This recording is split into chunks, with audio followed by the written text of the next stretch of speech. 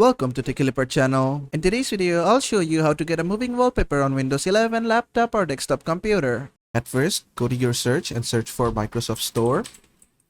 Then open up Microsoft Store. In Microsoft Store, just search for Lively, Lively. Then go to the first one, Lively Wallpaper. And then click on Install. Then just wait, it will download and install itself.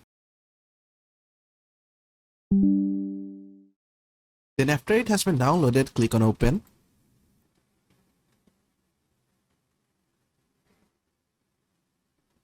Then just maximize this.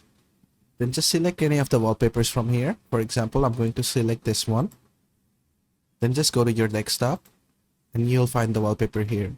And that is how to get a moving wallpaper on Windows 11 laptop or desktop computer. I hope this video was helpful. If it was, please give it a thumbs up and don't forget to subscribe.